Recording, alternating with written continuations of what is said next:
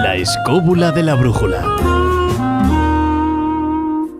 Realmente tiene una historia curiosa, porque aunque las piedras fueron numeradas en origen y tal, cuando llegó aquí los planos, según cuentan, Martín Almagro no los tenía muy claros y al final los renumeró él a su manera y nos permite tener un templo egipcio. Además lo han colocado de una manera verdaderamente curiosa, porque algo que sí seguramente que sabía Martín Almagro es que donde lo iba a colocar lo iba a hacer mirando quizás hacia la más bonita de Madrid, hacia la vista más bonita de Madrid hacia Poniente. Y por eso lo colocó de esa manera, y ahí figura el elemento agua y ahí figuran todos los elementos propios. Es un templo que en su momento, un templo en Nubia, posiblemente hecho por Filopator IV, creo. Bueno, tampoco está muy claro. Anterior, es de la época de Napata y Meroes. Sí. Y luego, sobre todo, es un templo romano. Es egipcio, pero es romano. El último que metió mano allí es Augusto. Sí, claro. Bueno, se quedó tan a gusto. Sí. Por cierto, se perdió un pilón, ¿no? Sí, el pilón desapareció. Era un templo, bueno, que se propuso a partir, o gracias al trabajo de Desroches Noblecourt, salvar esos templos. Muchos de ellos quedaron desmontados, como bien has comentado, y se guardaron. En ese caso, el templo de Dvor lo desmontaron los polacos. Sí. Con poco arte. Sí, estuvo en Elefantina mucho tiempo. Y estuvo un año, 2 años. Fue de los primeros que se desmontó, de hecho. Sí. Y llegó a España en el año 70. Sí, claro. Pero bueno, se colocó en un buen sitio y tal, pero inmediatamente, como suelen suceder las cosas, este vestigio del antiguo,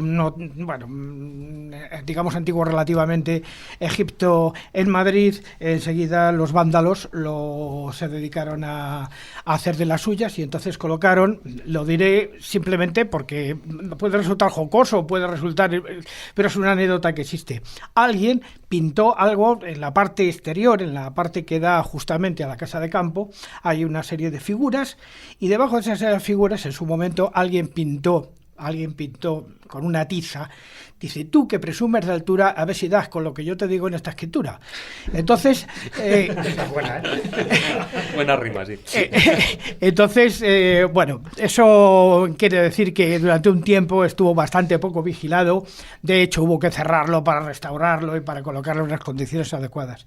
Pero a mí no me importa tanto la presencia del templo de Dvor en Madrid como la presencia de todo lo egipcio en el mundo hispano, y que es muchísimo más antiguo y mucho más anterior.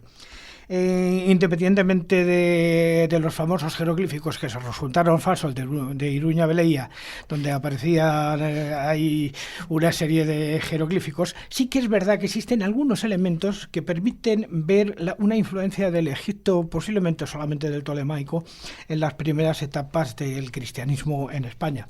El caso, por ejemplo, de Prisciliano, que sabemos que, siendo esposo de Eucrocio, que tenía también una gante que se llamaba Gala, había sido educado por un tal Miguel de Alejandría. Por un tal Marcos de Memphis, me parece. Marcos de Memphis, efectivamente, Miguel de Alejandría y Marcos de Memphis. Y además, si nosotros vamos a los textos del Nuevo Testamento y los damos por buenos, nosotros sabemos la importancia digamos excepcional que tiene el mundo egipcio en la construcción de la, digamos, teoría del cristianismo de alguna forma, porque sabemos, según San Mateo, que después de la matanza de los inocentes, que posiblemente nunca sucedió, la familia sagrada marcha a Egipto. Nunca sucedió, no posiblemente. No sucedió. Pero sí que es cierto que la familia sagrada, según dice San Mateo, marcha a Egipto y está durante muchos años y no se sabe qué están haciendo allí.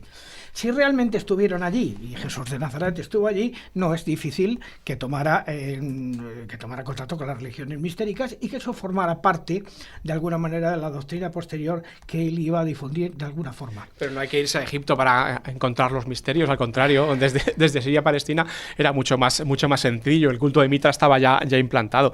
Pero la importancia del cristianismo egipcio en el cristianismo hispano y en el cristianismo del mundo es básica. El primer país convertido al cristianismo fue Egipto.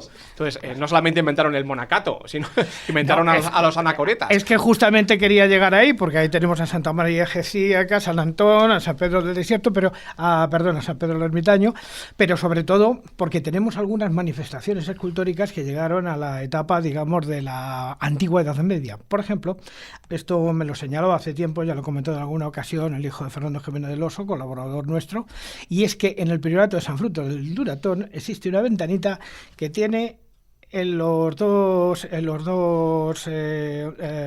capiteles, y los dos capiteles tienen dos ojos de Isis.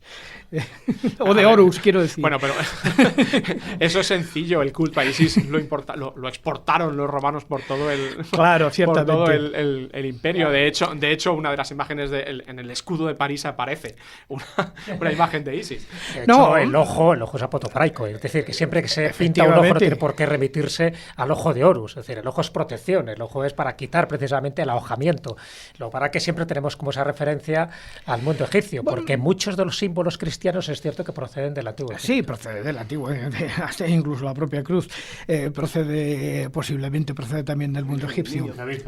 Y desde luego las vírgenes isíacas, que son todas las vírgenes medievales que tienen el niño con su bolita, que en el fondo pues son el mito de Isis. Incluso un ejemplo menos conocido, porque bueno, sabemos la referencia, por ejemplo, de Horus lanzando a Set, que sería un poco la iconografía de San Jorge lanzando al dragón. Sabemos lo de las vírgenes negras, que la iconografía tiene que ver con la Isis y luego se transpone a lo que es la Virgen María, pero hay uno, por ejemplo, que es el Salmo 104 de la Biblia, que es un calco prácticamente auténtico del himno de Atón.